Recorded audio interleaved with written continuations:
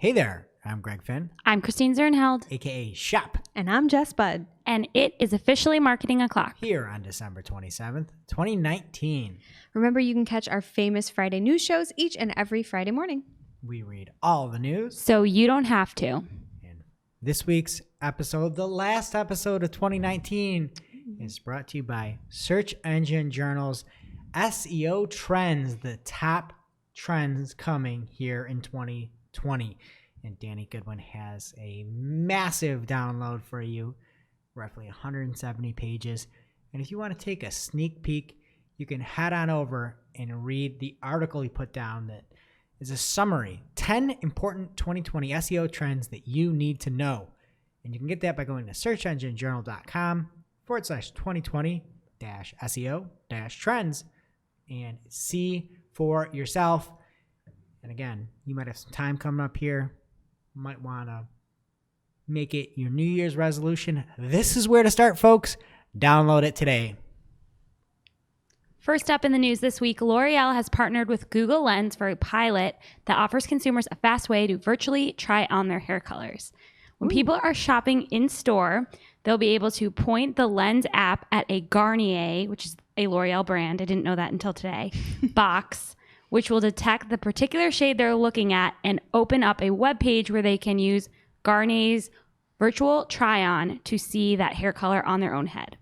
I wonder if Garnier is going to use this anytime soon. It's Garnier, isn't it? It's definitely Garnier. Okay. That's what Sarah Jessica Parker said in the commercials back in the day, right? Was it her? Is that the one she did? I don't know. I could be wrong. I remember the Look it song was I Enjoy Being a Girl, right? I have no idea. Yes. The only thing that's Don't harder look to at say me. than L'Oreal is Garnier.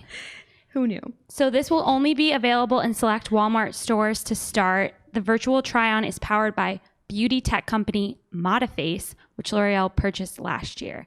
This is a great idea. I always love the fun things like this, and it works great for beauty brands. I hope it works better than the virtual color thing that Bear does at Home Depot, because my kitchen walls look like Play-Doh. What color are they? Green. I thought it was going to be like a nice moss. You never go too dark with paint colors. It That's wasn't a too tip. dark. It was too bright. You always go a couple shades subtler than you think. That swatch is deceiving. That app, garbage. The app is garbage. So I really hope that for everyone's head that this app is not garbage. Does it account for like people's hair color that exists already, or do they just plop it on there? Because sometimes, like, if you have darker hair, the shade doesn't turn out the same as if you were blonde. Do you think it's that smart? I don't know. We'll have to see. We'll have to go to Walmart and check it out. Field trip. Greg, you want to come?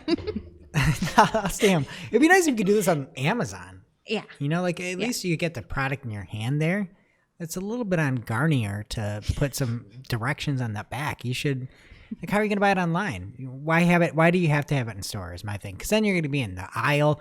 People are going to be looking at their phone, getting hit by shopping carts. Yeah. I mean, if you want to go conspiracy theory, it's to get you to buy more than just the hair color because you've walked into the store. Now you're going to impulse buy the cute hair ties that are just hanging off the shelf as well. Like, yeah, here's I what can you tell look I'm like really speaking to you. with a denim scrunchie in your hair. Look at this. Perfect. Hey, head on over to the in-store salon. Look at that. Get your eyes examined while you're there too. Examined. Whatever. They do all kinds of things there. Get them in store. What else is happening this week? All right, next up. There's a bit of holiday hearsay with this article, but according to Dwayne Brown, at Dwayne Brown on Twitter, DUANE, campaign budget optimization from Facebook is dropping February 1st, 2020 for everyone. And that's according to a Facebook rep that Dwayne apparently spoke with. So he put this out on Twitter, and in case you're not familiar with campaign budget optimization, also known as CBO, it's where you set the budget at the campaign level rather than at the ad set level. We've been talking about this since summer, right? Since summer when this was announced, and it hasn't rolled out as the end-all be-all for your campaigns. But according to Dwayne, it's February 1st. The biggest difference here, you don't set it at the ad set level. So if you're trying to make those budgets separate, you're going to need multiple campaigns. You can also run off the daily budget or a lifetime budget. So you still have those choices available, but you may be forced into this by the 1st of February. So get it going on your accounts. Start working now so it's not a hard switch. All right. And lastly, here in our main news, in case anybody missed it last week, speakable markup is not just for news publishers anymore. So even you non-news folks, don't tune out this story. From Search Engine Land, we have 9 voice search stats to close out 2019. And I highly recommend reading the whole thing because it's really more than 9 stats. It's like stats within stats. I demand a refund. Yeah. No, but you get more for your money. I still demand a refund. Well, you got to take that up with the folks. Right, I'll get Greg Sterling on the blower and try to get my $0 back. Yeah, right. Free information and lots of good stuff here. Really, you should read it if you are interested in this. And again, you should be even if you're not in news. But the key takeaways for me, just a couple I'll share with you. Voice is now the number 2 way that users perform a search on mobile. That's according to a survey that was done earlier this year. The first, obviously, is the mobile browser. Does anybody want to know what number 5 is? Shocked me. Take a guess. I'm going to guess using you said mobile or on mobile, on yes. mobile. I'm going to guess facial recognition. To perform a search? I have no idea. I'm just guessing to move the show along here. Perfect. What? Does calling someone count? It's close. Text a friend. Oh. Text a friend was the 5th most popular way to perform a search on mobile. So I don't know what. Text a friend? Text a friend. Mine was a better answer. What are the other ones? They're It's both like you bad. just put in like I don't know, like raise an eyebrow. Your face. Huh? I need a search. I don't remember what the other ones were, Shep. You got to check the link in the show notes. I'm sorry, I went right from 2 to 5. But a different survey done in 2019 found that 48% of consumers are using voice for, quote, general web searches. But of that 48%, only 39 are using smart speakers. So the vast majority of people doing voice search are doing so on their mobile devices. That actually surprised me because I don't really use my Siri. phone for that. You guys? I use it in my car, It seems like a lot of people do that, but based not on really. the trends in Like here. it doesn't work for Siri's not good for search. I see it all the time. I was just at Walmart the other day. I was in the L'Oreal aisle. And there were people out there FaceTiming themselves, changing their hair, using their smart speakers, screaming at their phone. It all makes a lot of sense. I don't know. I mean, like I said, read the article because there's a lot of good trends in here. But again, to your point about being in the car, a lot of people ask for directions. I feel like that was an obvious one. But the other thing that people are really asking for, and I think it was number 1, was quick facts. So to your point, Greg, on last week's show, if your site is good for, a lot of question and answer content and just getting people things that they need quickly, speakable markup, a lot of opportunities for you. And these surveys out there are proven that people are interested in finding info that way. So again, there's a bunch of stuff in here and I highly recommend reading through everything. The final thing that we should talk about, because I think it's kind of funny, but also a little bit scary. People are really worried that the government or just their devices in general are always listening. And that's a quote from the article. People think that everything's listening to you all the time, and yet still there are over 100 million smart speakers out there in use today. So they can't be that afraid. They might think that they're listening. But I mean, Greg, your phone goes off all the time, even on this show alone, when we're not even asking it to. Mm-hmm. So it's definitely listening, but it doesn't. Listening. Yeah, My phone is listening. My Google Assistant is always going. She's definitely listening. I don't know if she's listening well, though, because she perks up when she shouldn't. Looking at you there, phone. But anyway, interesting stuff. Get on it. Go give it it's a good beach read. Now it's time for this week's Take of the Week. This is a #fire digital marketing take with extra spice served up for you. We simply deliver the take for your consumption. We give no opinions. We don't influence. You make the call. All right. We've been a little too nice here in 2019. So with this week's take, we're trying to get a little more provocative here heading into 2020. And this week's take comes from Tim Jensen at Timothy J. Jensen on Twitter.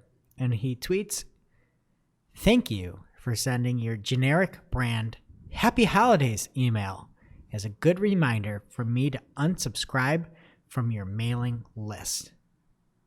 I love it. Now, Scrooge. This is a great idea. I want to start doing it. It's like unfriending people on their birthday on Facebook. Wow. Wow. You get notified it's their birthday. You don't talk to them. Bye. I've never thought of that. That is genius. Kind of genius. I got to get back in the I book didn't just make so it I can up. do this. Evil genius. Yeah, really, just so you can unfriend people you're going to go back on. So I checked mine. I heard from some relevant people like Mary Campbell, the QVC CEO, Etsy, Relevant people. Nordstrom. But then I heard from like East Bay. I don't shop from them. I don't even know who they are. Under Armour? How did I get on their list? All right. I love this idea. I think y'all are Scrooges. I got a nice little holiday card from the Humane Society. It was like a puppy with animated twinkling lights. I was like, oh, thank you. And it literally just said Happy Holidays. Didn't ask for a donation, nothing. I thought it was nice. I did not unsubscribe. See, I'm team Tim here, where your email should have a purpose. I get it. You want to say the Happy Holidays, whatever. Throw a code in there.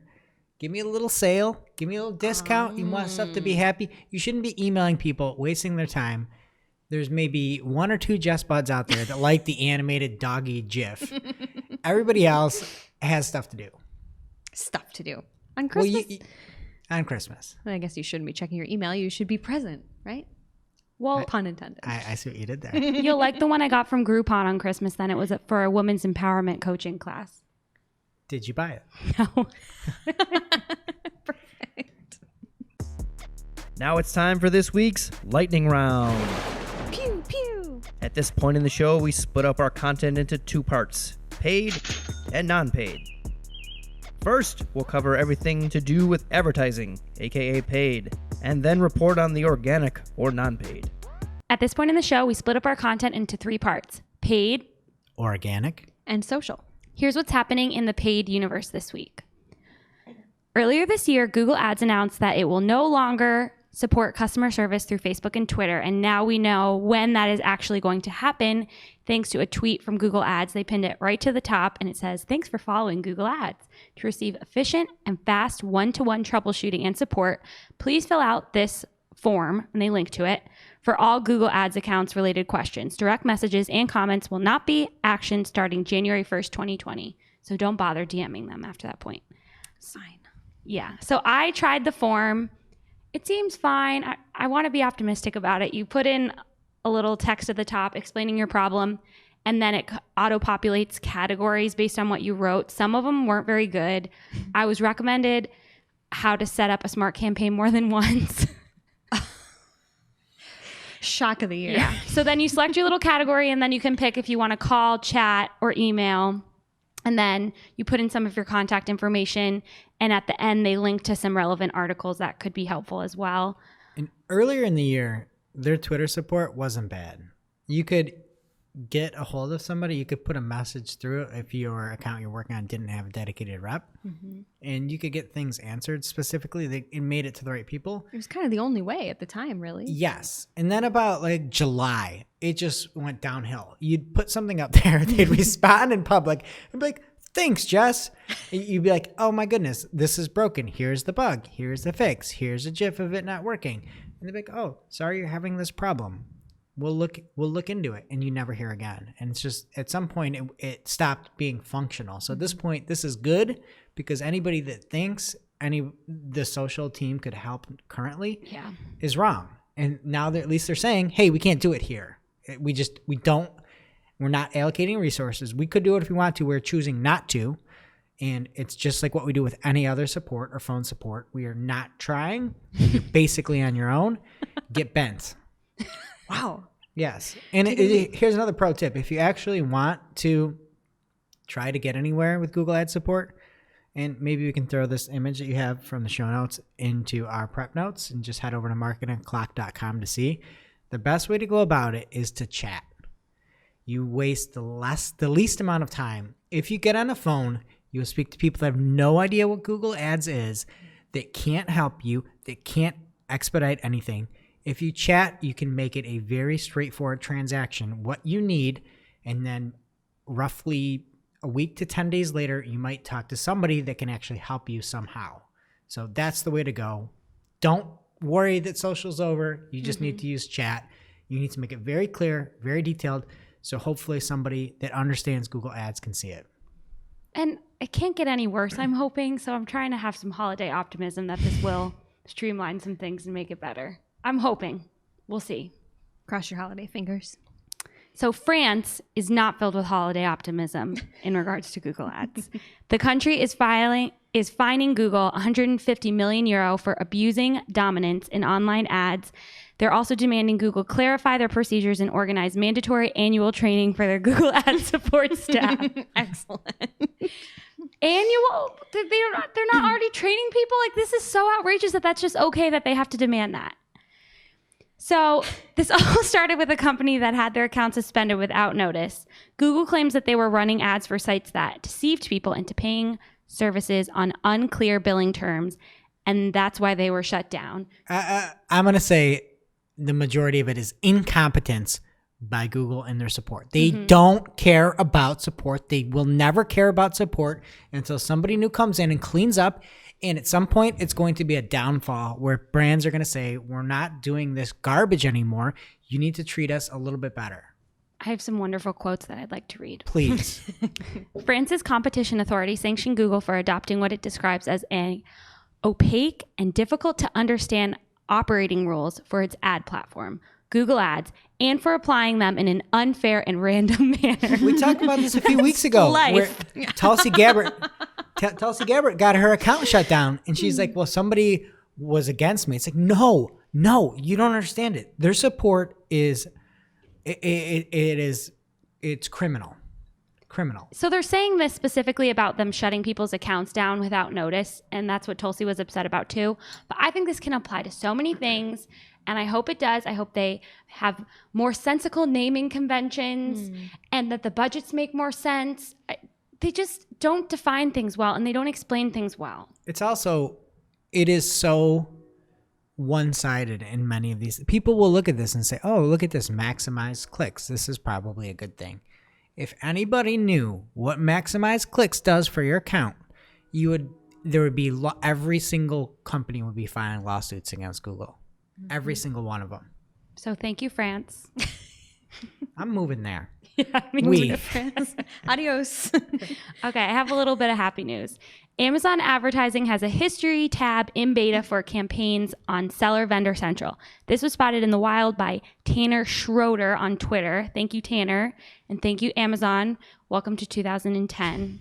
Whoa. I don't know. Shots fired, Shep. Was that a good year Coming to in pick? hot. Or was that a little disingenuous? I don't know. The point is, it's about a decade ago. It's about time. So we don't have access to this beta yet, but it appears from Tanner's tweet that it will only show the past 90 days history, which isn't great. Hey, it's a start. Yeah, it's a start. Yeah. Especially with seasonality. You can see where things occurred, what happened, and I'm sure it's just the starting point for even more. Yeah, so we'll end on some happy news for paid. What's going on in organic? Well, Bing's top search results contain an alarming amount of disinformation, according to Stanford. And a report came out from the Internet Observatory, which kind of sounds cool. It sounds like one of those buildings, those little round buildings with with a telescope. Yeah. For the internet. For the internet, yeah. It's just one of those. And in general, they said Bing returns disinformation and misinformation at a significantly higher rate than Google does. Across the top 50 results, that's a lot of results, for 12 separate queries, a total of 600 results, Bing returned at least 125 sources of disinformation and misinformation, while Google returned 13. Wow. I looked at this and said, wow, Bing must be pretty bad. Yeah. So I looked at some of their examples. One of them was a search for vaccines and autism. So vaccines, autism. And they said that Bing doesn't just show users more sites that are connected to known disinformation campaigns. It also shows users more misinformation than Google. So I said, wow, this has got to be really bad. And I got fired up my old Bing machine and started binging. I didn't see any misinformation. I didn't dive deep into the first 50 pages, but what I looked at was very reasonable. I'm assuming you looked at some of the top results. The top results. Yeah.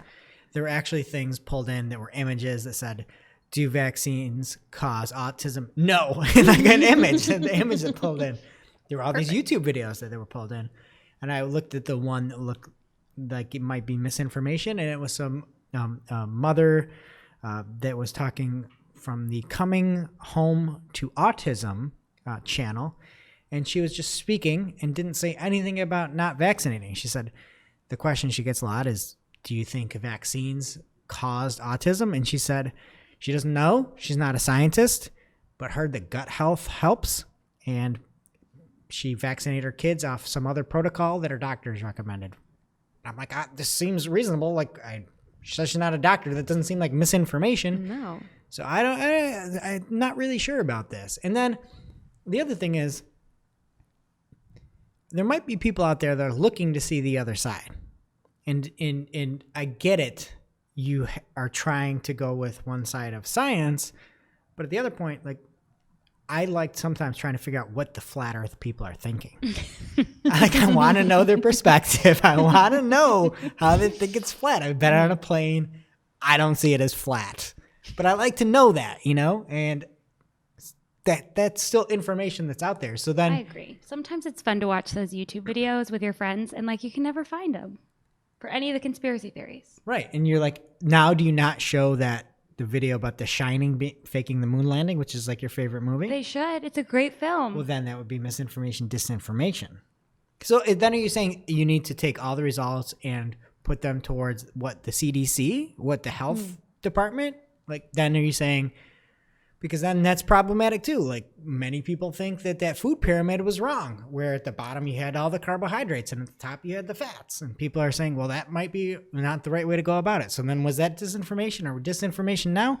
And then it's like, how about we just use a search engine and links to get the best stuff? And if there are crazy people out there linking to other things, like, at some point you're actually manipulating stuff.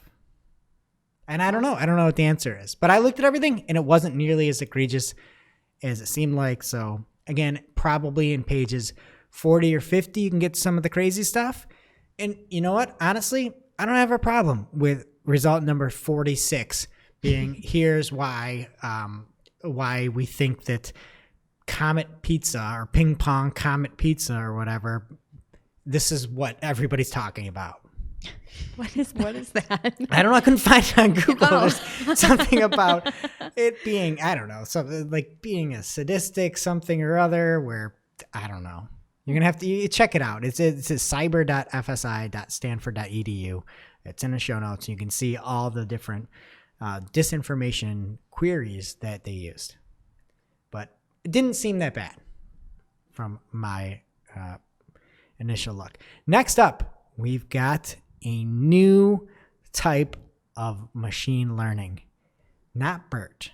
It is a light BERT, aka Albert. It's so cute. And Albert, I'm surprised people just weren't flooding the internet with Einstein, just like they did with Bert and Ernie. You were out for this. Yeah, but you guys have told me about it, and I'm really sad I missed it. You go on Twitter, and it's just Bert puppets nonstop.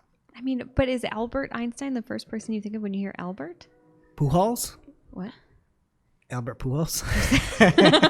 I think of like Prince Albert. Yeah, in a can. Oh. Better let him out. Oh, okay. All right. Well, anyway, so this is a light BERT for self-supervised learning of language representations. I don't like the term when you're talking about BERT, that BERT is now self-supervised learning. So you're just letting BERT out. And Bert's supervising himself, and now it's a light version of this. And anyway, it's a way that you can basically try to learn natural language processing tasks and teach itself all the different meanings and, again, return better results. There was a score, a race score is what it's called, and they compared Bert versus Albert. Albert that had trained itself, what was the term? Self-supervised learning, performed better than Bert. It got a score of 89 versus 72. All very fascinating stuff. Also very creepy stuff. Yeah. So he's teaching himself, this Albert character, and he's doing better. I think it was non-binary, but I don't know. Well, where is he? Zeros and ones. That's binary, right? Maybe it's binary. I don't know. Math. How could I be to know this? Albert knows. He taught himself. But yeah, so training himself and beating Bert over there. So watch out, folks. look for that in an algorithm update near you. That's not really an algorithm update. It's just different technology. Okay, next up is a tweet from Patrick Cadeau, and he has a notice that Shopify can now make its way into Data Studio using a Supermetrics connector that is live. Head over to the show notes to get that link. But if you are a Supermetrics user like we are here at Cypress North, you can now pull in any Supermetrics data any Shopify data using that Supermetrics hook. I like the end of his tweet too. He says, if you have no clue what this is and run a Shopify store, you should look into it. Yeah. Nice. Good job, Patrick. Also, the CEO at Toby, T-O-B-I of Shopify, had a really interesting tweet thread based off of all the drama going down about working on nights and weekends going on from in Shopify's perspective. So check that out if you want, at Toby, T-O-B-I on Twitter. Next up comes from the one, the only John Henshaw, at Henshaw on Twitter. And he said, in case you missed it, Apple, Google, Amazon, and Zigbee created a working group to standardize smart home protocols to make competing products compatible with each other. And it's on GitHub. And you can check it out over on connectedhomeip.com.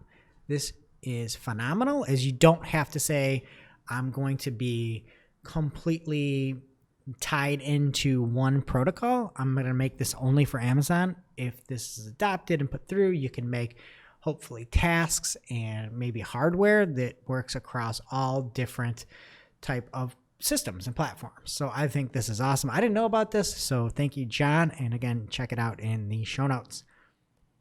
Next up, Google AR is rolling out depth-based object blending. And in case you didn't see any examples of this before, check out the show notes. You used to put an augmented reality item and it would just be right on your phone. So if you had a computer screen up, if you had a couch up, that object would just be on that couch in a way that really wasn't possible.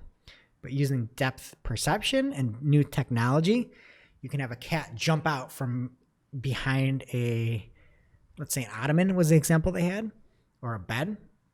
It can sense where objects are and then place the augmented reality. So instead of seeing the full cat body just like kind of on the end of a bed, and now it can peek out from behind of a bed. It's crazy. It's a little spooky. Yeah. And that Santa is a little spooky.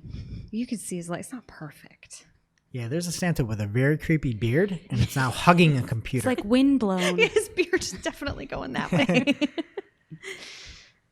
All right, next up, ICANN requests answers about sale of .org registry. We've talked about this in the past weeks, but the .org was up for sale and appeared to be sold. But there's a few questions. It's hit a snag, according to Roger Monti, Martini Buster on Search Engine Journal. And they've announced that there are many questions that have been raised. And Roger goes into this like a true heckin' detective. He's like McConaughey on an HBO series, trying to piece all these things together. He's got flow charts about who owns what and what owns who and where everybody is and what's going on. So check that out. But apparently it is up in the air. All right, next and lastly here on Organic, YouTube will test a new featured in this video grid for collaborators. So if you are checking this out, it's currently on Android only. But if you're watching a channel, watching a video, and there's a product in the video, you will now be able to see the product itself. And again, it's a feature in the video grid, so you can see everything that is being talked about on the video you're watching, which is nice. That's cool. The future of product placement. Some of your favorite stuff. A little shopper you. What's happening in social, Jess? All right, first up here in social, speaking of Shep's shopping habits, something you're going to be really into. Facebook has acquired Packaged, that's Packagd, no E, just in case. You wanna look it up. Okay, that's cool then. Yeah. If it had the E, I would never use it. Definitely not. No, this is in case people want to look it Packaged. up. Packaged. So Packaged is a 5-person startup that has been building a video shopping product that they described as, quote, a reimagination of QVC or a home shopping network. Did it need to be reimagined? It doesn't. They're just killing it over there. Well, But Yeah, QVC Yeah. or Facebook? QVC. Oh my gosh, not Facebook.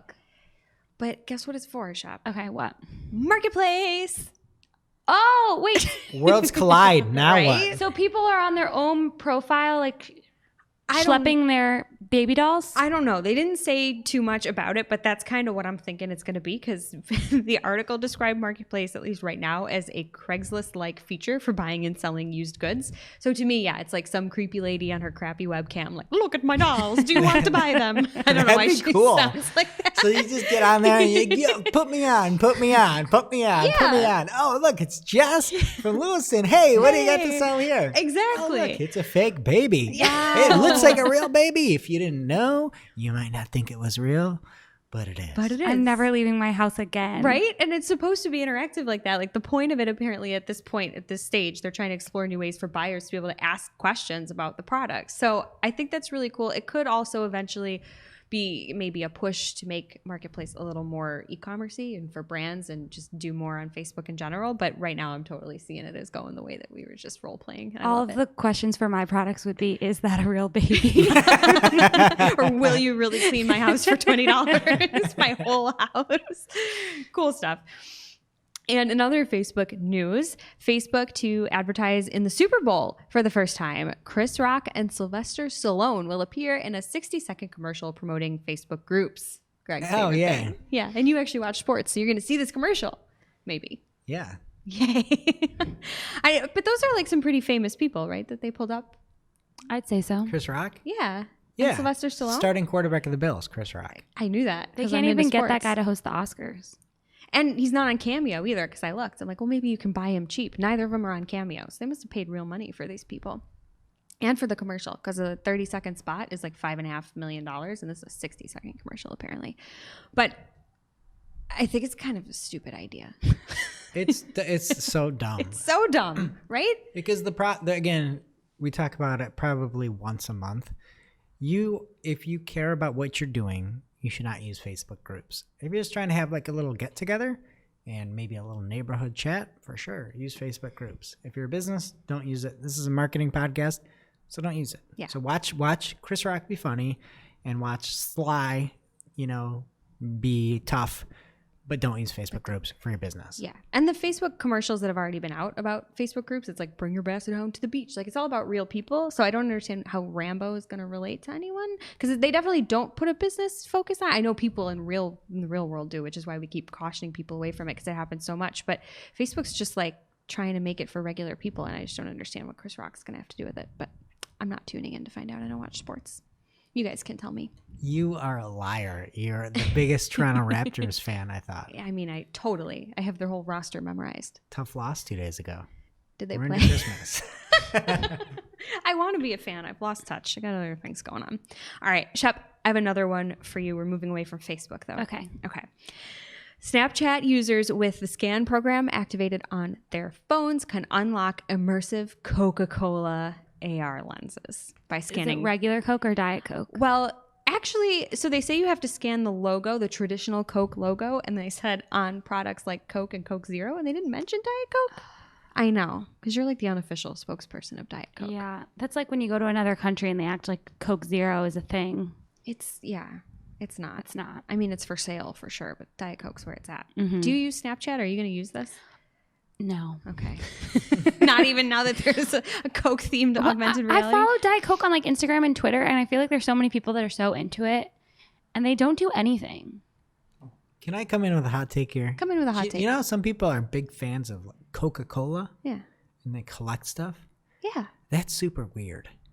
Why? Why are you like, I love this sugary, gross drink? Have you had the Mexican Coke though, made with real cane I sugar? understand that, in but glass bottles? it's still not like I'm getting Coca-Cola tattoos from it. No, Like, but I think it's like iconic What about people who are American- into Barbie? That's super. If you have like a shrine, people have Coca-Cola shrines. It's like, this is a drink that they're, advertising you and marketing to you. I'd say it's good marketing. People are that hyped up about it. Yeah. Are you like this with Barbie? Do you have like little? No, but I know a lot of people are. They have like graphic tees and Yeah, that's weird too. Adult? home decor. Yeah. Home The decor? cool Barbie Wait, logo with the wait. pink. Home decor? Yeah. Like what kind of decor? sure there's everything. Do you want to go to the website right now? No. I'm sure you could get a nice throw, pillows. A Barbie throw? Yeah. Okay. Yeah, for all your Yeah, that's home weird. For your That's dream weird, too. house. Yeah. Well, maybe Barbie will get a filter, but right now it's just Coke and Mickey D's. Mickey D's is the other official partner. I get it when it's something you can root for, like something like sports seems weird, but you can like root for it, and it's actual people doing things. I get it. It's a band. You like the band. You want people to do good. That's great. Inanimate objects and brands. I never get when people are like, "Oh, I just love Coca-Cola. I'm gonna have Coca-Cola, borders up on my wallpaper." That's just weird. I've never met anyone that did that. But I mean, you see it on like American Pickers and stuff. They're like old Coke signs or coolers and things. I guess. I don't know. Anyway, they have this augmented reality lens for Coke and McDonald's, but it's not just for them. Those are the big brands tied to it for the launch, but anyone can do it, any brand. They have a creation tool called Lens Studio where anybody can go in and make a lens and submit it to Snapchat for approval. So if you're out there wondering if this does make sense for your brand, the article notes that Snapchat reaches almost 75% of 13 to 34-year-olds and 90% of 13 to 24-year-olds. So that's a huge chunk. So if that's your target audience on the younger side, you might want to consider playing around with this, be one of the first folks in. Not that you're ever going to beat Coke and Mickey D's, but look at it. Generation Z. Gen Z. And speaking of that younger audience, last year in Social Lightning, TikTok's new policy restricts users under 18 from giving money to streamers without parental consent, which totally makes sense to me. I don't know why this wasn't a thing in the first place, because who out there under 18 even has their own credit card? Like, it's mommy and daddy's TikTok. money. You know how much money's on there? I know. There's a huge uproar. No, but around if you have a job and you're under 18, you have a debit card. Okay. If you have a TikTok, you don't need a job. Well, and that's the problem, is that some of these creators, because it's not just giving money, it's also taking money. If you're under 18, it used to be you could accept gifts, they call it, on the platform if you were 16 and older, and now they're changing that to 18 as well for giving and receiving. So these little 16-year-olds that are creators or influencers, whatever we're calling them these days, they were making bank on these gifts, and now they're mad because they're going to have to go get a job at least for the next 2 years because they can't take money anymore. And TikTok says they're making this change to foster a safer environment for young users because they do believe they're being pressured and exploited. This is actually good. Yeah. Like taking candy from a baby. No, seriously. It's like, this makes sense to me. And I get it. If you're 16, you're probably mad if you had a huge following, but like, get real. And I just want to read a quote because I don't understand this at all. This is how they described the gifts. A smorgasbord of teen iconography with attached monetary value. I understand that. Here's the part I don't get. Pandas and Italian hands, 5 cents each. Rainbow pukes, 50 cents. Love bangs, 25 cents. What are love bangs? No idea. Concerts ranging from $5 to $10, and an illustrated token called Drama Queen, which is about $50. I don't understand what any of that means, but that's how people are getting paid on TikTok. I don't get it. What parent's going to be like, Time sure, has send them passed some you love by. bangs? Time has these passed you days. by, bud. I guess I'm just an oldie. I mean, that's how I was buying groceries the other day. With love bangs? Yeah, I had 3 rainbow pukes and 1 love bang and a little panda to cover the extra. You get your change back in Italian hands? Yep, Like, what is that? I like this. I have no idea. Oh, maybe. Like, for Yeah. emphasis? This is a podcast. How do we do that in audio version? I don't know. Just listen closely, folks at home. All right. Thanks, Jess. And that brings us to our real life segment, straight out of our accounts and into your ear holes. It's time for Working Hard or Hardly Working, where we talk about what's going on in our IRL work, good, bad, or otherwise. Shep, what's been happening with your accounts lately? Okay, I don't have a working hard or hardly working necessarily, but just a nice end of the year reminder to go into your ads accounts for the different platforms and check to see who has access for everything and their level of access, who's a manager, who has edit access, and make sure it's nice and clean and nobody spooky is in there. And ads, and then also even analytics too. You can see who is creeping on your stuff. People always forget to link people on analytics, but ads is a big one where you can actually cause some damage if the wrong people have access. Absolutely.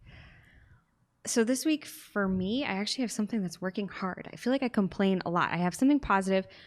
especially because at the beginning of the show, we were kind of harping on Google support a lot and how bad it is. I had a call today with Microsoft support because I was having an issue. Microsoft is the best. They're the best. So I called them. We were having an issue with billing access for a client. They have a main account, which we were logged into. And for some reason, there's some like ghost account somewhere that is the billing admin for this one account within the client accounts. And we couldn't figure it out. So we said, we're just going to call Microsoft. We need some help setting something up for billing. And the phone was really messed up. It was like garbly. We couldn't hear each other. And I was like, just call me back, and hung up.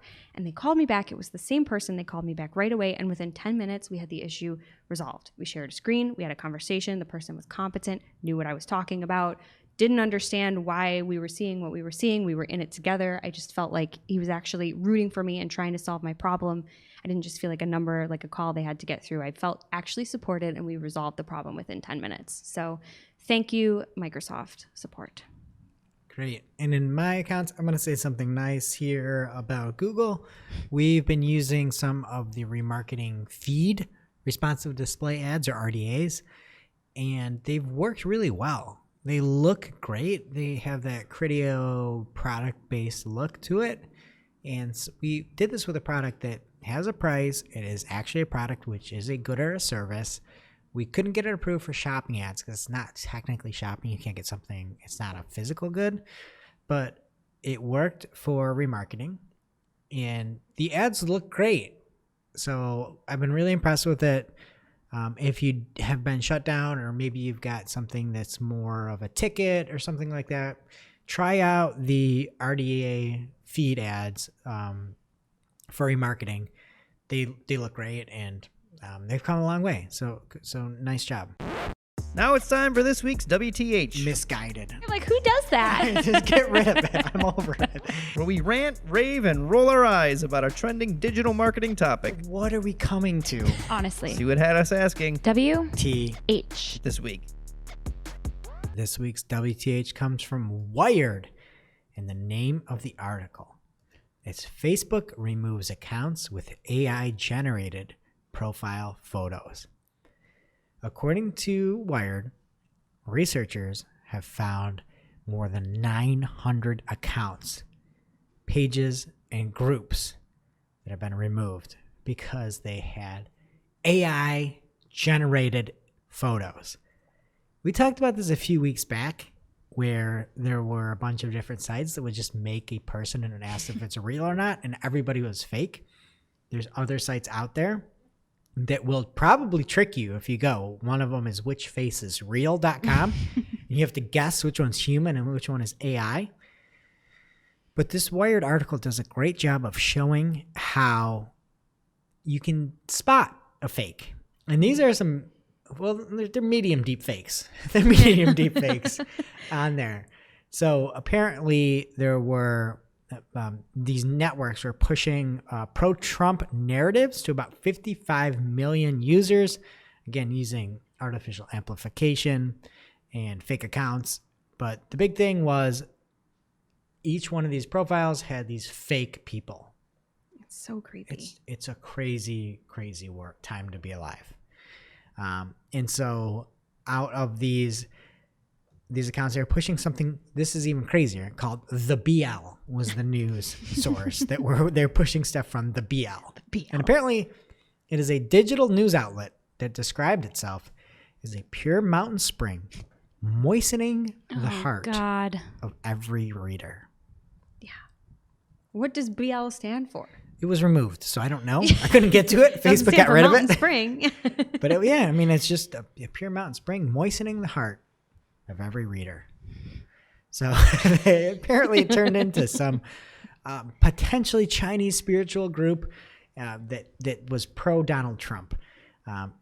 There's another good picture of the person who had led the BL, Afonso Macias. Yeah, right. And they took a look at his glasses and found there was a lot of like feathering out of there and misshapen glasses, so they determined he was fake. He's got like wiggly wrinkles, like they look like sine waves. Like no one's face does that. Yeah, that's definitely fake. It looks like he's got a dimple like right up under his eye. It's super creepy. Ew.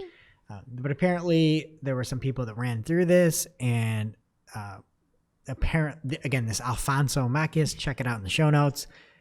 There were some university folks that went through it that have, I guess, I don't even know how to, like, this is just such a weird thing, but I guess they're well versed in GAN, which is a generative adversarial network. And they're saying that this is GAN generated with 99.9% certainty, and that Alfonso Macias' photo is not real. It can't be. If it is, he's got some weird things going on. And most of them are like selfie or like headshot style pictures, which is weird on Facebook anyway. Yeah, you're right. Most people are like, here's me and my boyfriend. Or, Yeah. this is my baby. It's not even me. So just be suspicious. Always. You gotta have just kids everywhere or memes. Yeah. That's how you do Facebook. Or if you're my dad, just crappy food photos. Wow. The food he thinks is good, but his photos aren't great. Sorry, Apple Dad. doesn't fall far from the tree. Darn right. And now for this week's Cool tool. As a reminder, our Cool Tool segment is not an official endorsement or paid mention. We're simply sharing something we found in our travels that may be of use to our listeners. And is really, really cool. All right, this week's cool tool is Elements of AI. It's a free online course meant to help you better understand what AI or artificial intelligence is and what it's capable of with, and I quote, no complicated math or programming required, which I think is nice because some of us don't have those skills. But if you do and you want to go a little bit deeper, they also have a part 2 called Building AI, which is also free. So as long as you're not planning to create Facebook accounts with your AI knowledge and you want to build your understanding a bit more, definitely check it out. Head on over to elementsofai.com. Now it's time for our must-read marketing article of the week.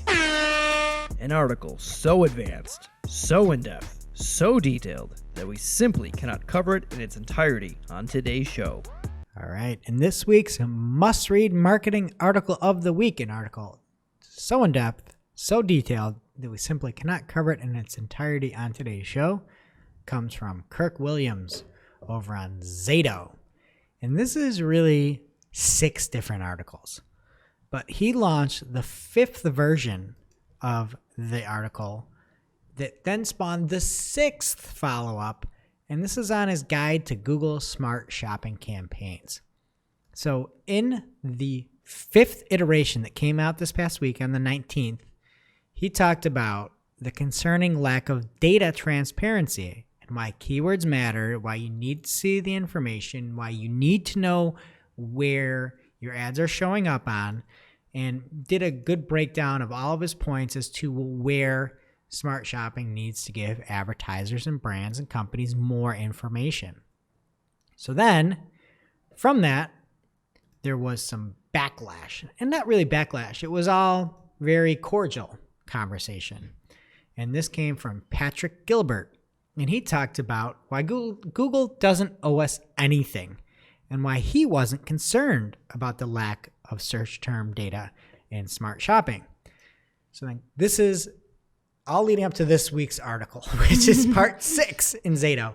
And in the show notes, head over to marketingclock.com. You can see all links to 6 different items. But Kirk breaks down in a very respectful format why he disagrees with Patrick. And it is a very logical breakdown. You need to know where things are showing. And I think it's just a very healthy conversation if you use smart shopping campaigns on Google Ads to take a look at. You see both sides of things. The very, I don't really care, just make it work side of things. And then the, I do care, I want to know where we're spending money. I want to see what's going on and I want more information. And it's in probably the nicest, most collaborative way that you can possibly disagree with somebody. So that's why it's this week's must-read marketing article of the week. Make sure you don't miss it. And then if you like it, start at the beginning and read the other 4 articles within the Smart Shopping series from Kirk. Thank you, Kirk. And instead of ending the show, we have something new for all you listeners. Now we are presenting our first annual Digital Marketing News Award show. We're calling it the Clockscars.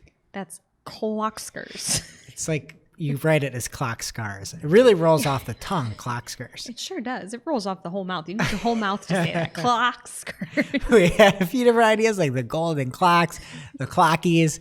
I don't know how we ended up with it, but it's the Clockscars. It's here to stay. And these were decided by all of us. Some of them just one of us. Wait, why did you just look at me? She did. She gave you Wow, a side shots eye. No, there's fired. some that I made up. There's really no precedent happening here. We just picked some of our favorite. It's Digital just marketing it's news stories the from you. best of the best. Yeah. There is logic. There is reason. It's the best of the year. The Clockscars. Clockscars. Okay. So what do we have a few big awards. Then we've got some that were previously determined at an unknown source. And then we're going to finish with some of the biggest of the year. All right. Take it away, Shep. Okay, so first we are going to talk about ourselves a bit, and then we're not going to for the rest of the time. The first award is for the Marketing O'Clock Clip of the Year. So these are what we would call our best moments of the show in 2019. And the nominees are Greg and Jess talk conspiracy theories. Life stories in recipe blogs. Tesla hires the absolute unit guy. Greg uses Google Assistant to order 40,000 cucumbers from Walmart. And the Clockscar goes to Tesla hires the absolute unit guy. Yay! Congrats. Are we supposed to cheer? Absolute unit guy. Congrats, Elon. This was an amazing story. The meme is great, and it just brings me so much joy. And I hope he still has his job.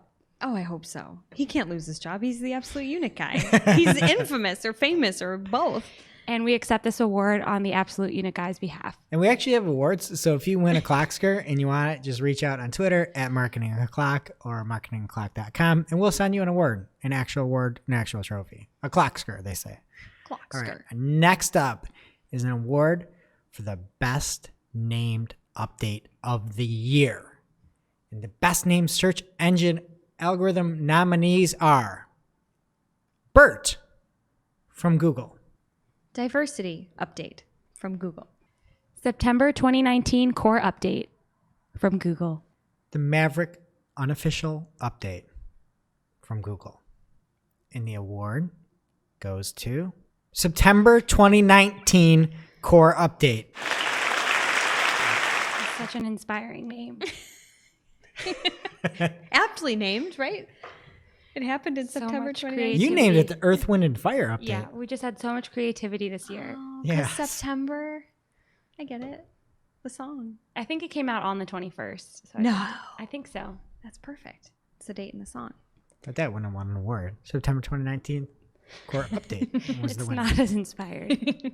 All right. Next up, the best search engine algo update of the year. This is not the best named. We just went through that. This is the best actual algo update. So it's a of bit the like year. sound editing and sound mixing, like very little difference here. Similar Well, nominees. one, there's a lot. One is just a name, and one is the best thing that happened in there. Like, it's a huge difference. What is a That's name? this one, right? Well, what's in a This name? is the best actual update, the one that makes the most sense for users, the best actual update. Inspiring name or not. All right. And the nominees are the diversity update from Google, The BERT update from Google.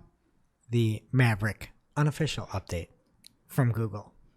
And the September 2019 core update from Google. and the winner is the Clockscar goes to the diversity update from Google.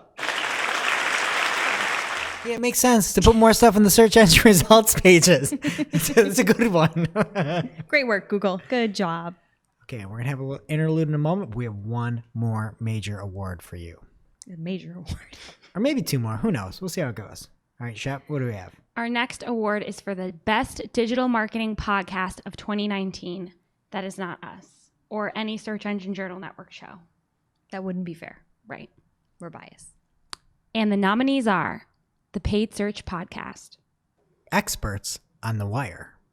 Business of Digital. Edge of the Web, and the Clockscar goes to the Paid Search Podcast by Chris Schaefer and Jason Rothman.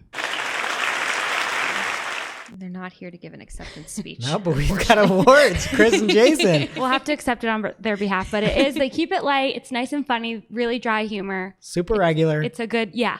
Every week, They're on top of it. You can make it part of your schedule. Give it a listen. And now for the previously determined Clockscars. We heard that previous broadcast ran a little long, so we just wanted to keep it short. We're just going to announce these. No nominees. They were announced at another event. Just the winners Undisclosed here. event. Just the winners. Some might say it's a lightning round. So what do you have here? Pew. Okay, so the first award is for Best Alternative Search Engine, and we are giving this one to DuckDuckGo. Next up, the Clockscar is for the best hardware product from a social media company. The winner is Portal from Facebook. Next up, the worst rebrand of 2019. Facebook, all caps. And next, we have the worst marketing idea of the year. This was a tight race, but we have to give it to Facebook Messenger for Kids. And the next Clockscar is for the best marketing idea of the year. And the winner is North Face for their Wikipedia campaign, which they then turned into a campaign about what they did to hijack Wikipedia. And our next award is for the most innovative social ad network in 2019, and the Clockscar goes to Quora. Our next Clockscar is the Twitter thread of the year. This goes to a tweet from @SearchLiaison about 72 languages, including Spanish. And the highlight of this was a full listing of every language that Bert had rolled out to, capped off by a very underrated tweet where Danny, aka @SearchLiaison, Danny Sullivan, and yes, Spanish, after he went through everything alphabetically. My favorite part of the year. Next up is the marketing meme of the year. And this is a meme that you could use in your social posts. The best, most marketable meme of the year. Previous winners were the guy looking over the shoulder with the current girlfriend at the new hot thing. That was a 2018 winner, even though I didn't have any 2018. 2019 winner was the Real Housewives cat meme. Yay, smudge. Wonderful meme. And our next award is for the favorite new thing in 2019. This is a really narrow category we have here, and the winner was audience targeting for search campaigns. And our last previous announced Clockscar is about our audio engineer Hope here. And it is the generation most associated with Hope, our audio engineer. And we had talked about this previously. Some people had her Gen Z, some people had her millennial. And actually, we're just going to do this right now. We don't have anything. So we're going to take a vote here and do a live Clockscar read. So Jess, you have Gen Z or millennial. Some people say Hope is one or the other. Well, how do you vote? She rides the line pretty hard, but push comes to shove, I give her Gen Z. Shep. I'm going to go with Gen Z purely based on the fact that she has a TikTok.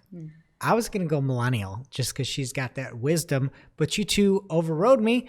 So Hope, you are officially Gen Z heading into 2020. Congratulations. Congratulations.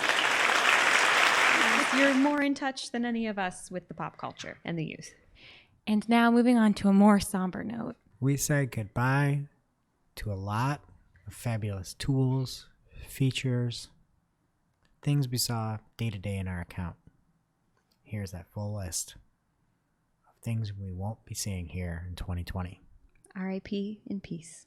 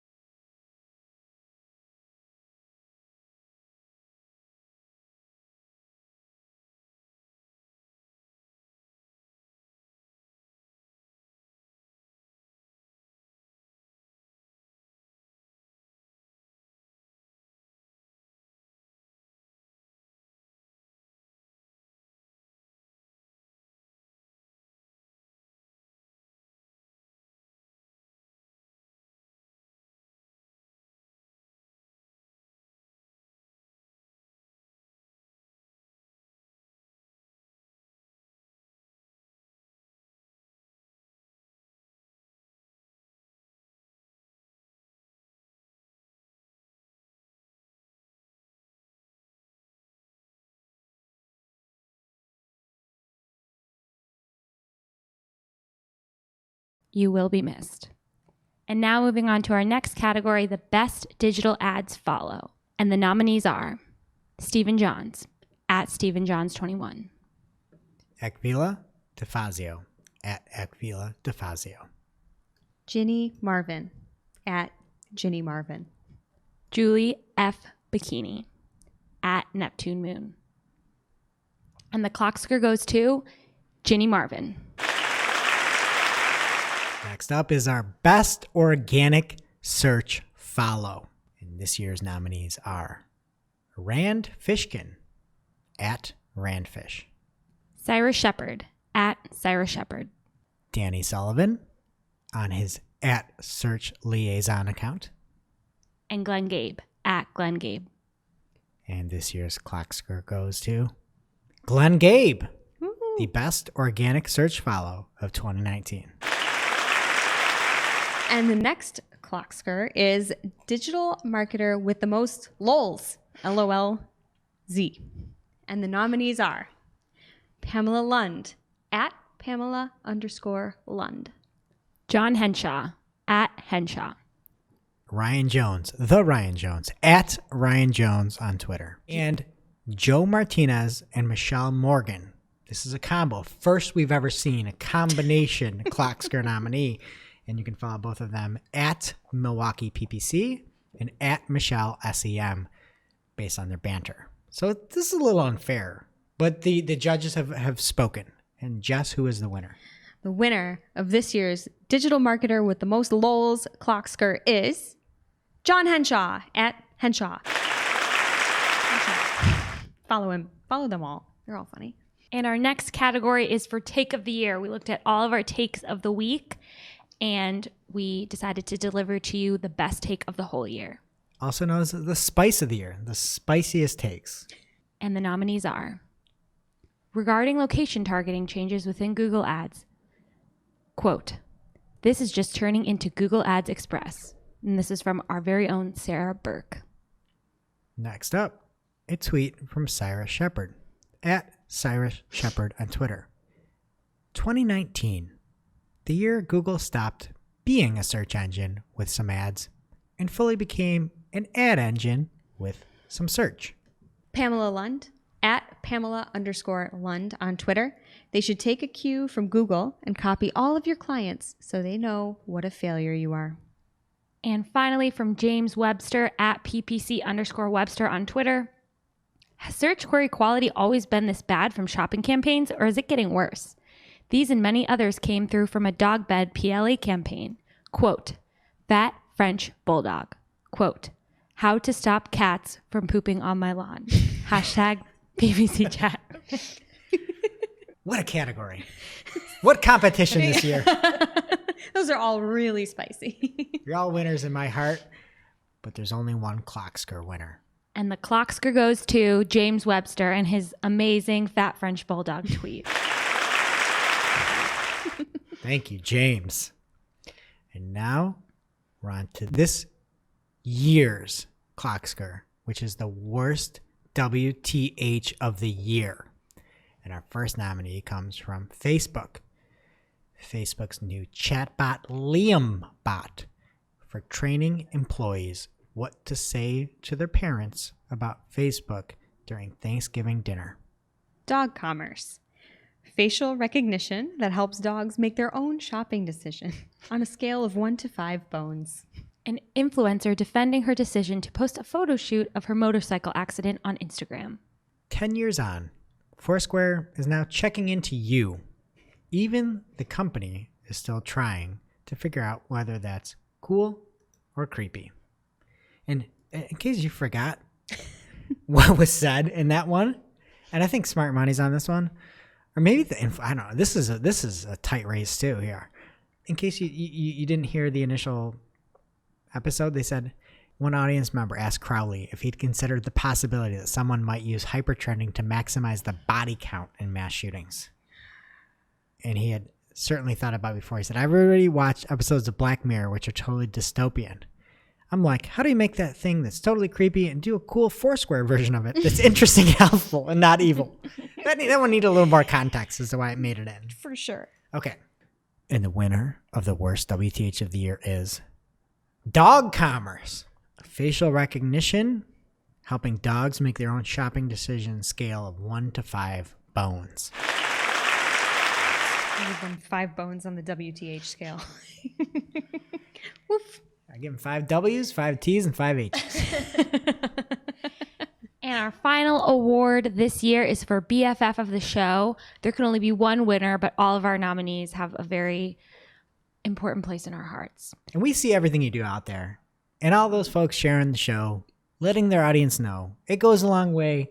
And this is actually the most prestigious award that could be given is BFF of the show. And the nominees are Acvila DeFazio, at Acvila DeFazio. Casey Gillette, Avon's finest.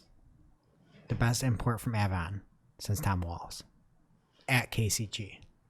Glenn Gabe, at Glenn Gabe. And Deborah Misteller, at Deborah Misteller. And the Clockscar goes to Glenn Gabe, friend of the show. Everybody's friend of the show. All these people are friend of the show. He's BFF of the show. Now he gets that award for 2020. BFF of the show. He's graduated from friend of the show to BFF of the show. Official BFF. Clockscar winner. Thank you, Glenn. Wait, multiple Clockscar winner. Did we just have Yeah, a he had another one two-time too. Clockscar winner? Mm-hmm. First ever, right? Well, if anybody was to do it first, it would be Glenn. He swept both his categories. Wait, it was a sweep? I didn't know that. Great. All right, that does it for today's show. Thank you to Search Engine Journal. Again, 2020 is here. It's next week. Pretty much. And Danny Goodwin has the 10 important SEO trends that you need to know here in 2020. Head on over searchenginejournal.com/2020-SEO-trends. And if you like what you see, he's got 170 pages more of SEO trends. So you didn't get that present you want? Guess what? Danny's got you. Don't miss it. And if you're looking for another great podcast, don't miss this week's episode of the Search Engine Journal Show. Yep. Brent has Lily Ray and talks about what to do if you've ran into some trouble with Google and your organic listings. A must listen. It is now officially not Marketing on the Clock. Remember, you can catch everything from this show on marketingoclock.com. And while you're there, please be sure to subscribe so you don't miss a single episode. And we will see you next week. Next year. Next decade.